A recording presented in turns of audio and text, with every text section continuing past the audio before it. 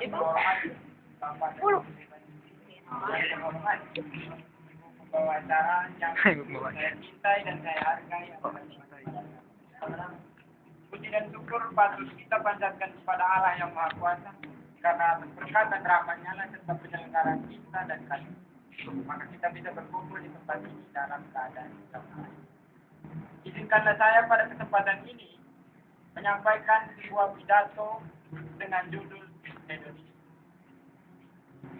Kalau kamu yang disebut atau ingin disebut berbahagia, hindarilah perasaan sakit dan usahakanlah rasa lupa. Pandangan inilah aturan moralitas yang paling rasional dalam filsafat yang disebut hedonisme. Hedonisme berasal dari kata Yunani hedon, yang berarti nikmat, gembira. Hedonisme adalah aliran dalam filsafat yang mengajar bahwa sebagai aturan yang paling mendasar dalam hidup, hendaknya kita harus menghindari rasa sakit dan mengusahakan rasa hidup.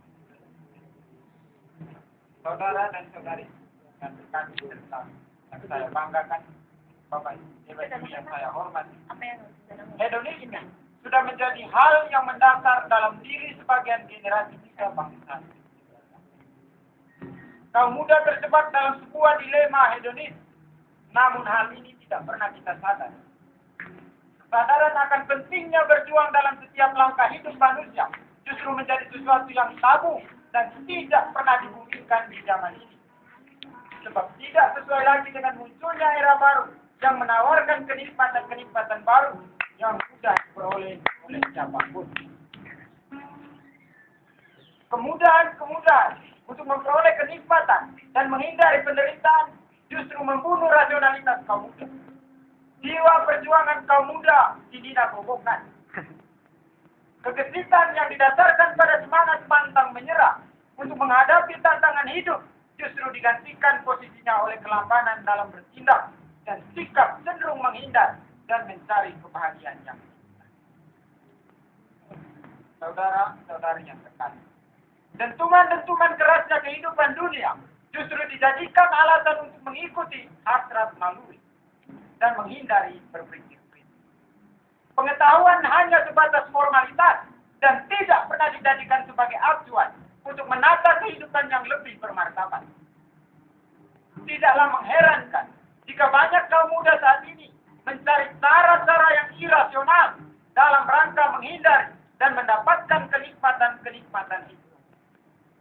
Kaum muda yang seharusnya menjadi tonggak untuk menghadapi arus perkembangan zaman justru terhanyut menuju kemuaran hati. Saudara-saudari yang saya hormati, hal di atas merupakan sebuah fakta yang harus diatasi, bukannya dibiarkan.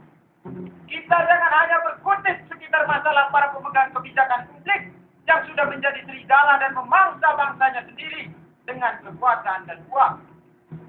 Kita sebagai bagian dari bangsa ini tidak boleh berpura-pura menjadi orang buta dan pura-pura bodoh akan kenyataan munculnya fakta yang menakutkan akan nasib generasi muda bangsa kita.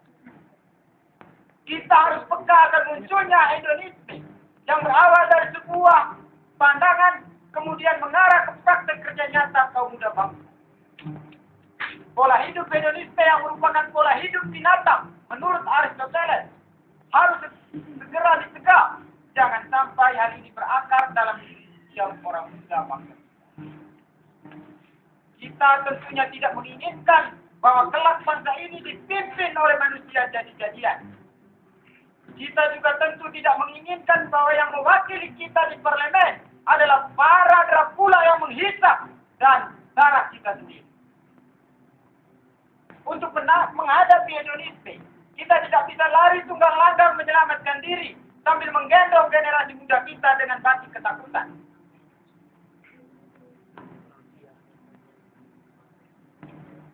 Kita tidak bisa membangun benteng untuk menangkal serangan hedonisme.